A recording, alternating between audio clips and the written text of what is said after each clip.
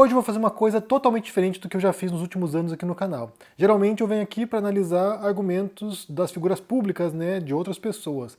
Hoje eu vou analisar com vocês aqui os meus argumentos e por que eu escolhi certas ideias ou certos modos de expressar certas ideias.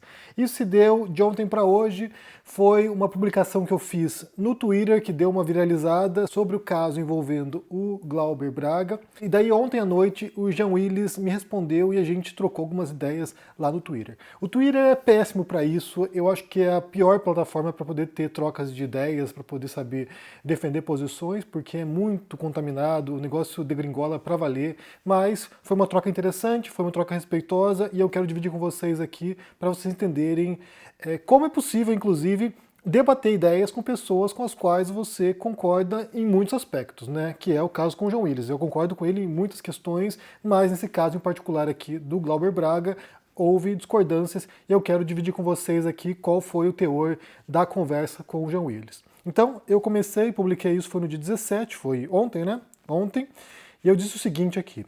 O brasileiro se habituou tanto a viver numa sociedade robesiana de violência de todos contra todos que nem acha mais bizarro que um parlamentar que deve respeitar certo código de conduta, decoro parlamentar, saia dando chutes em alguém dentro da Câmara. E daí prosseguir aqui. Troque, apanhou porque é. E aí você pode botar qualquer grupo que você despreza aí e veja a mágica acontecer. Isso foi antes de eu gravar o vídeo ontem, né? Foi antes de eu gravar e publicar o vídeo aqui no canal. E aí o Jean Willis respondeu 10 horas atrás. É fácil ser magnânimo quando não é com você. Recomendo a leitura de Os Fuzis da Senhora Carrard de Brecht e ou assistir a Dogville, de Lars von Trier. Glauber é humano, demasiado humano. Cruzar os braços ante a injustiça por falsa superioridade moral só ajuda os injustos. Então eu comecei aqui falando sobre como eu entendo que uma sociedade violenta como a brasileira acaba legitimando certos comportamentos violentos, ou as pessoas acabam não dando tanto peso assim a certos comportamentos violentos. É claro que nesse caso houve uma divisão em linhas partidárias, em linhas ideológicas, como eu falei ontem aqui, a esquerda em grande parte defendendo o Glauber, a direita atacando, mas é parte de uma visão aqui, na minha perspectiva, né, que é aquilo que eu defendo há muito tempo, que é de uma visão ética, né, de como se comportar e de como poderíamos tentar melhorar o debate público, melhorar as relações entre os humanos, né? Então, assim, é uma visão ética, deontológica, né, propondo uma visão que serviria como referencial para todas as pessoas. Algo como um imperativo categórico kantiano, que é uma visão quase kantiana que eu adoto e adoto conscientemente e voluntariamente. Não acho que as pessoas respeitem códigos de ética, não acho que as pessoas voluntariamente, em muitas questões, são morais, mas a gente poderia propor um modelo no qual a gente saneasse as relações entre as pessoas. Então eu propus isso,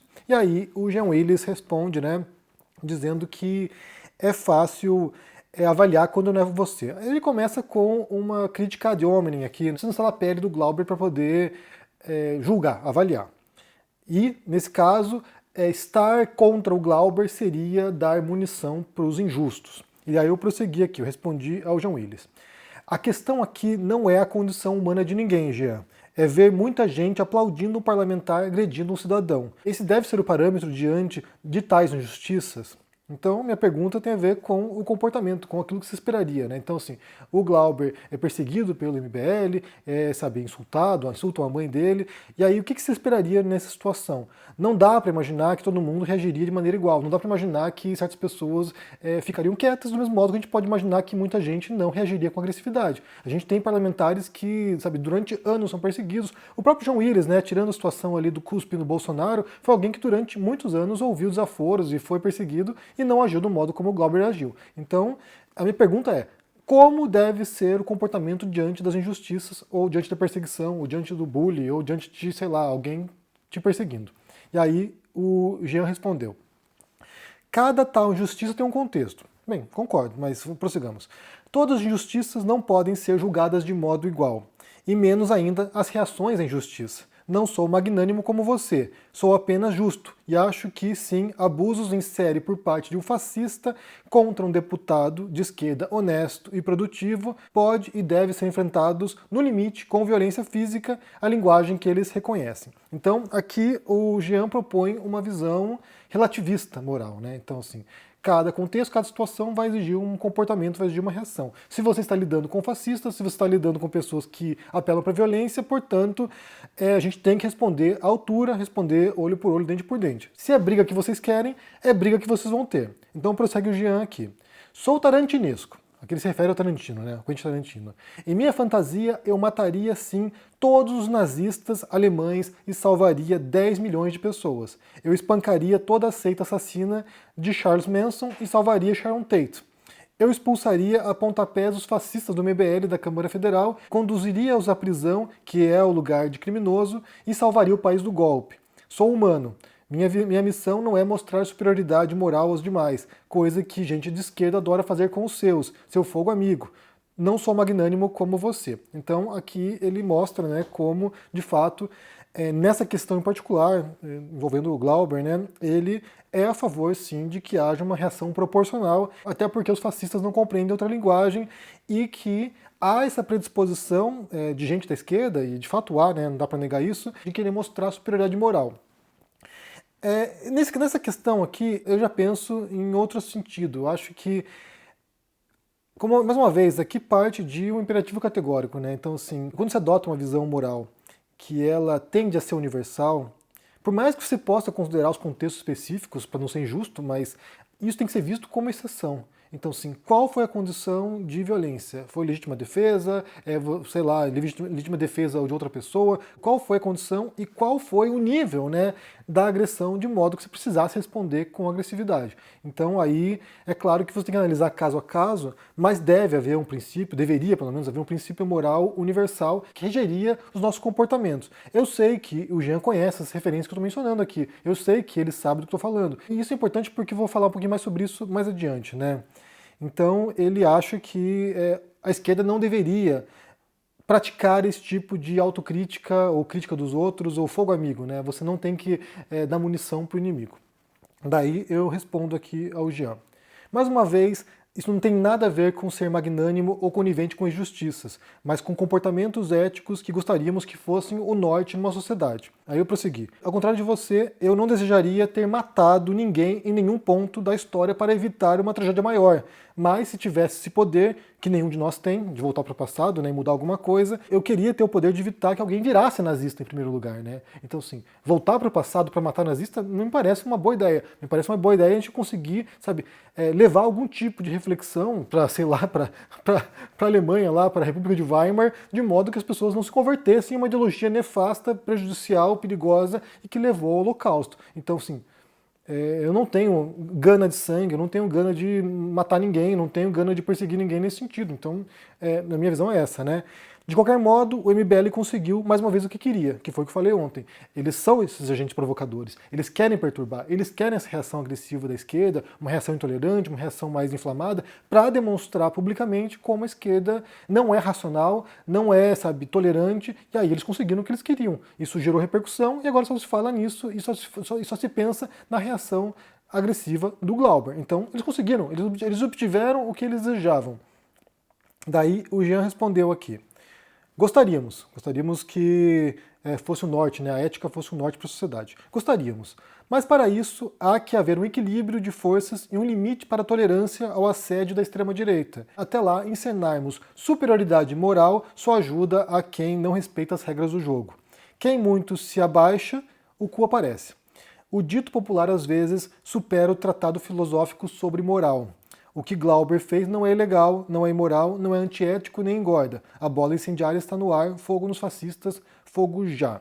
E aí, aqui, algumas coisas importantes a serem consideradas, né? E aqui ele fala basicamente sobre o paradoxo da tolerância, né? A ideia do Popper lá, que ele já fala, já se refere a Platão, que ele traz como uma nota de rodapé do livro dele, A Sociedade Aberta e os Seus Inimigos, que é, se você for tolerante com os intolerantes vencem e assim eles acabam com a tolerância. E desse modo é preciso suprimir os intolerantes, porque assim você preserva a tolerância. Então essa é a lógica, esse é o paradoxo, né? Então assim, se você quer manter a tolerância, é preciso ser intolerante com quem é intolerante. Nesse caso, claro, a gente falou muito sobre isso também ao longo dos últimos anos, né? Há dois paradoxos nesse sentido, né? Sobre a democracia e sobre a tolerância. A democracia vai no mesmo sentido, né? Se você quer ser democrático, você tem que evitar que agentes antidemocráticos prejudiquem a democracia. Vai no mesmo sentido, na mesma lógica, mas há uma coisa aqui que talvez não seja tão correta assim, né? Quando ele diz que o que ele fez não é ilegal, não é imoral, não é antiético, aí isso já complica um pouco a posição, porque não me parece que um parlamentar possa fazer isso, possa escorraçar e chutar alguém para fora do parlamento. Não me parece que isso seja, sabe, previsto no código de conduta, no código de ética de um parlamentar. Basta pensar, por exemplo, que o Mamãe Falei foi caçado, né, na Lesp porque mandou áudios num grupo interno da galera dele falando sobre falando sexualmente, sexualizando as ucranianas, refugiados ucranianos na guerra da Ucrânia. Então aquilo ali foi suficiente para julgar como se fosse uma quebra de decoro, de modo que ele foi caçado e removido do cargo lá na Lesp. Então, assim, se esse tipo de fala leva a essa repercussão, uma agressão contra um cidadão é muito mais grave, até onde perceba, inclusive, do que isso, né? Você bater numa pessoa dentro do Congresso, ou chutar a pessoa para dentro da Câmara dos Deputados, não me parece que seja ético, nem legal, nem moral. Então, aqui é uma discordância, frontal mesmo. E aí eu prossigo. Bem, continuo discordando, até porque isso vai dar todas as condições para que o Glauber seja cassado. Ou seja, se ele fez uma coisa que viola o Código de Ética da Câmara dos Deputados, isso pode levar, sim, inclusive pensando que há uma maioria de direita e de extrema-direita no Congresso, ou seja, eles vão se livrar do Glauber com muita felicidade. Eles estão com a faca e o queijo na mão para fazer isso. Enfim, só tem uma pessoa e um grupo que pode sair perdendo nisso sem ter acabado com nenhuma injustiça. Ou seja, o que ele fez lá contra esse integrante do MBL não acabou com o MBL, não acabou com a extrema-direita, não acabou com as injustiças sociais do planeta, não fez nenhum tipo de melhoria para o mundo, não fez nada, na verdade, né? Só prejudicou o Glauber e vai prejudicar possivelmente o mandato dele, vai prejudicar o PSOL. Então, assim, não sei, realmente eu não acho que teve qualquer tipo de benefício. A reação dele pode ser uma reação humana, ou seja, a pessoa pode ter ficado nervosa e agiu como uma pessoa, sabe, inflamada, emocionada, pode, mas se foi benéfico para o Glauber, eu acho que não foi. Então, prossigamos. O Jean Willis disse aqui, né, e foi a última publicação dele, depois disso não teve mais nada até agora, né. Daí ele diz o seguinte: e eu continuo concordando. Glauber não fez nada de ilegal, nem imoral, nem antiético. Então ele insiste nesse ponto. Vá lá ser parlamentar de esquerda honesto, verdadeiro e corajoso, e por isso sofre acosso e insultos dia sim, dia também, como era no meu caso. Vá lá ver a sua família ameaçada e insultada em vídeo na sua cara. Vá lá e dê a outra face como fez Jesus, embora eu goste mesmo quando ele usou o açoite. Julgar os outros é fácil, cobrar correção política também. Difícil é ir lá e viver aquilo. Há um mínimo de dignidade que se deve conservar, mesmo que seja em troca do sol. Melhor que seja em troca de um mandato, meu caro. Toda a força a Glauber. Então ele vai e prossegue aqui, nesse sentido, e vai de novo no ad hominem, né? Bem, você não é parlamentar, você não sabe quão difícil é ser um parlamentar de esquerda no Congresso, e aí eu encerro aqui publicando um último tweet. Como eu disse, depois não houve resposta do Jean Willis, mas mesmo se ele responder, para mim está encerrado aqui essa conversa, até porque depois pode degringolar, né? Então vamos seguir aqui, minha última resposta. Entendo que você queira demonstrar publicamente apoio ao seu amigo. Aqui eu falando para o Jean Willis, né? Aquele amigo do Glauber, suponho. E expressar certa lealdade partidária, porque o Jean Willis foi do PSOL. Mas suponho que você também saiba as implicações no mundo real dos seus argumentos, já que eles podem ser usados para justificar qualquer ato de alguém / grupo contra outro. Aqui também vou para o ad hominem, né? Ah, mas isso é desonesto, isso não deve ser usado, isso é uma falsa lógica.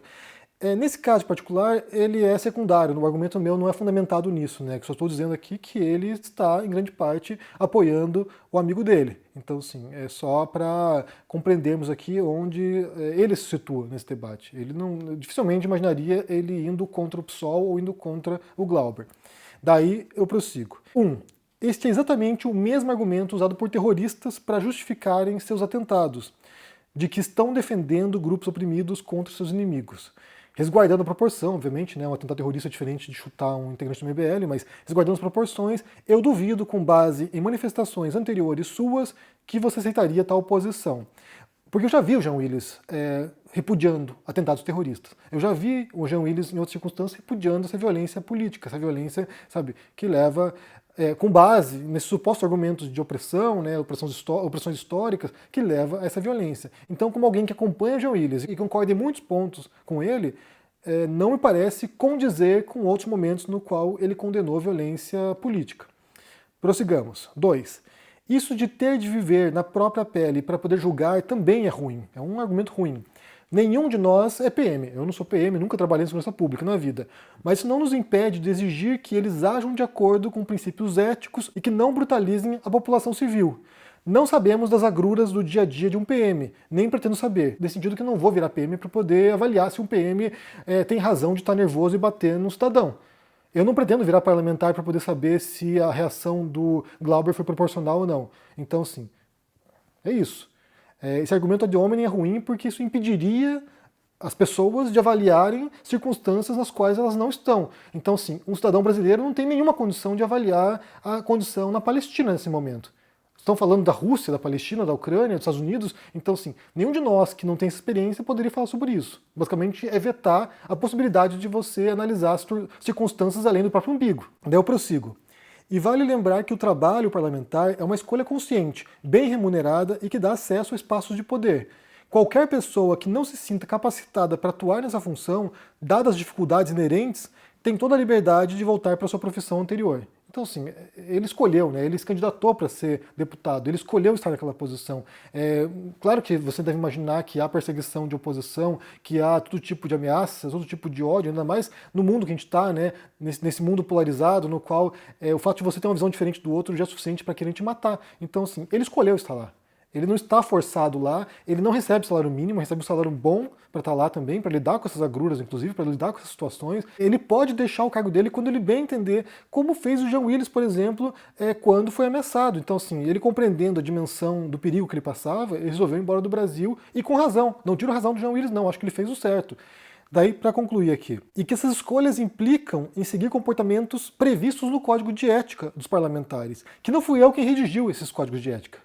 Embora eu tenha minha visão de ética, de comportamento moral, não fui eu quem determinou quais são os princípios que um parlamentar tem que seguir.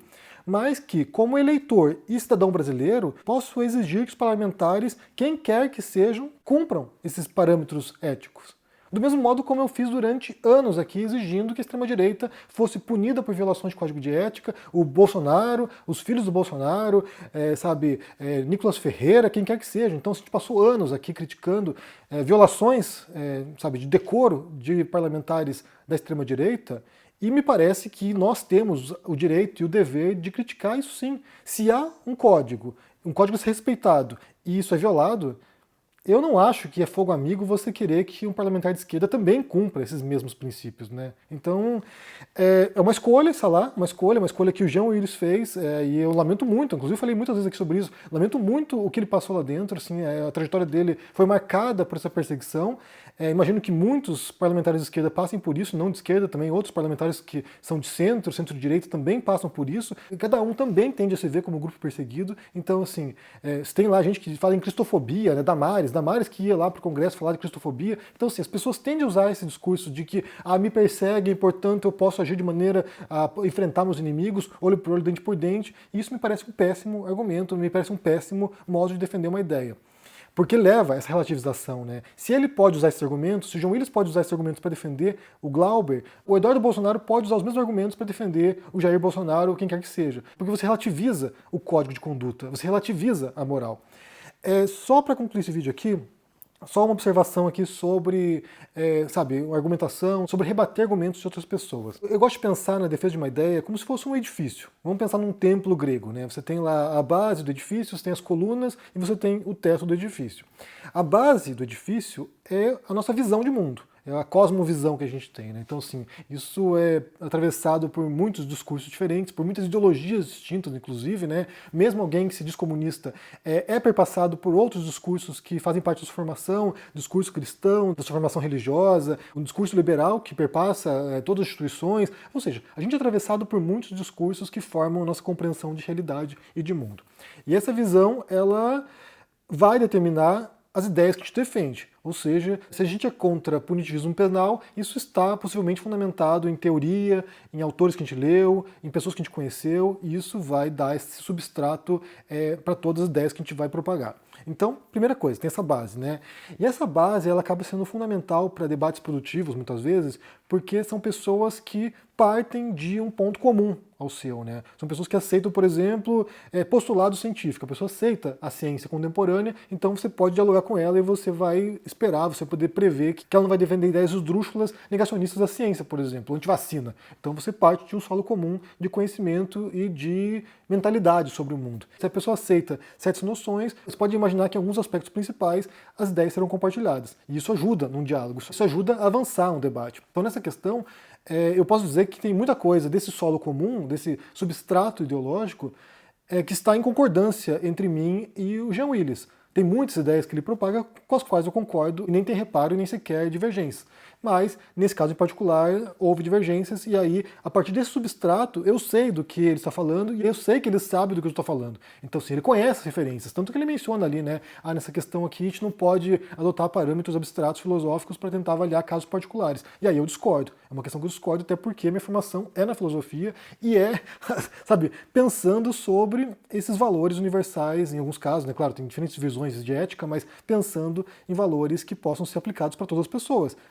Para pessoas de esquerda, para pessoas de direita, para pessoas, sabe, fundamentalistas religiosos e assim por diante. Então, a gente parte de um solo comum diferente, mas é claro que há elementos que são individuais, que são particulares, de experiências próprias de John Williams, seja ele como, sabe, indivíduo, né, alguém que teve uma série de vivências que eu não tenho ideia, tanto da região que ele nasceu, sobre quem ele é, sobre aquilo que ele teve que lidar na sua vida, tanto quanto na sua carreira parlamentar, na sua trajetória profissional e assim por diante. E do mesmo modo, o contrário, tem muitas ideias que eu propago que são decorrentes da minha experiência própria e do modo como eu fui pautando a minha vida e como isso ajuda a olhar o mundo e analisar esse mundo. Então isso pode levar a divergências conceituais e teóricas e argumentativas. Então, está na base. Às vezes você pode, ao confrontar alguém que você discorda, você pode confrontar essa base ideológica, você pode partir para esse substrato, você pode tentar mostrar, olha só, você pensa isso porque na base do seu pensamento estão essas ideias são problemáticas, essas ideias são prejudiciais, essas ideias são erradas, fatalmente erradas. Embora seja muito mais difícil você conseguir que alguém revise a própria visão de mundo que ela tem. Então isso é pensar alto, né? Tentar mudar aquilo que fundamenta a compreensão de mundo dela. E isso, quando é abalado, isso leva a uma crise existencial para a pessoa, né? Vamos supor que você seja religioso, alguém que acredita na Bíblia, acredita, sabe, nos mandamentos de Deus, sei lá, em Adão e Eva. Se vem alguém e abala a estrutura da sua compreensão religiosa, aquilo que pauta a sua visão de mundo, você fica sem chão, você não sabe o que fazer no dia seguinte. Tipo, acabou tudo. Tudo aquilo que eu acreditava, tudo aquilo que fundamentava a minha percepção das coisas, como eu pensava sobre a vida após a morte, tudo aquilo ali desabou, tudo aquilo ali ruiu. Como é que eu faço agora para poder reconstruir alguma coisa? Então esse vazio é muito angustiante. É claro que raramente você vai conseguir demolir esse substrato, né? E aí vem os argumentos. Os argumentos são as colunas, são, sabe, aquilo que brota desse solo, né? Então, se você tem lá as colunas, essas colunas são os argumentos, que é o modo como você estrutura as suas ideias. Então você vai lá, vai elaborar lá premissas de conclusão e a partir disso você vai defender aquilo que você pensa. E aí o teto é a defesa da ideia, né? Então, assim, você tem uma defesa de uma ideia e muitas vezes é composta por muitos argumentos. Para você poder defender uma tese, você tem que fundamentar ali de diferentes modos, com diferentes proposições para poder sustentar aquilo ali. Então é mais fácil, geralmente, você atacar os argumentos e pouco a pouco você vai mostrando como o teto nos fundamenta. Aquele conjunto de ideias que ela defende não tem suporte, e aí aquilo ali rui, né? Então aquilo ali desaba. A pessoa pode revisar os argumentos, pode tentar aprimorar os argumentos de modo a reerguer aquilo ali, mas é mais fácil você confrontar os argumentos em vez de confrontar o substrato, né? Então, só para que você entenda aqui, as escolhas que eu fiz aqui para defender minha ideia partem de uma visão ética, né? Uma visão deontológica que propõe uma ética do dever, que propõe um comportamento que a gente tem que adotar. Essa visão, como eu falei, é consciente, eu escolhi, assim, tem várias propostas éticas, e me pareceu a que levaria, caso nós cumpríssemos, né, levaria a uma sociedade mais harmoniosa. É claro que as pessoas não cumprem isso. A gente sabe que elas não cumprem. Por isso que é um dever, por isso que é uma normativa, é uma prescrição. Sigamos esses princípios e assim a gente pode obter resultados melhores. Se as pessoas seguissem, a gente supõe que o mundo seria melhor. Mas é claro que a gente não sabe também, porque as pessoas não cumprem, né? As pessoas não cumprem a lei. Tem crimes previstos na legislação, as pessoas vão lá e cometem crimes. Então, assim, a gente vive em sociedades nas quais as pessoas desrespeitam a lei de maneira voluntária também, às vezes, né? Então, é isso. No meu caso aqui, eu acho que é muito mais simples você defender certas ideias quando você tem um princípio geral e que te dá coerência na sua posição, porque coerência é importante para você defender suas ideias. Se você vai se contradizendo, uma hora diz uma coisa, outra hora diz outra coisa, isso vai abalando também a sua credibilidade, porque você vai relativizando as coisas. Ah, quando é com o meu grupo, tudo bem, quando é com o grupo do outro, aí não pode. Isso para mim enfraquece a posição num debate, enfraquece a posição na defesa de ideias. Bem, me diga o que vocês pensam aqui sobre essa conversa. Como eu falei, para mim foi bem amistosa. Eu acho que, como eu falei, já interagi com o Jean Willis em outras circunstâncias, sempre foi muito respeitoso. Achei interessante conversar com ele. Continuo reforçando minha posição aqui, porque é a posição que eu defendo há quase uma década aqui no YouTube. Então, não vou mudar agora porque você tem um expoente, um deputado de esquerda fazendo alguma coisa que viola o código de ética. Então, assim, não vejo sentido nisso, né? Não vejo sentido em não me posicionar, porque a gente espera que quem quer que seja cumpra esses princípios éticos. Bem, me diga o que vocês pensam aqui no comentário, deixa o joinha, se inscreva no canal aqui, ativando o sininho. Só lembrando que no mês de maio eu estarei no Brasil para fazer uma oficina literária em São Paulo, o link está aqui na descrição, você pode ir lá, clicar, se inscrever se quiser participar. Se você não puder participar em São Paulo, haverá uma outra oficina em junho, então você pode ir lá se inscrever e depois eu vou contatar você para poder saber, confirmar se é em São Paulo ou online. Então é isso, um forte abraço para vocês, se cuide por aí e até mais. Tchau!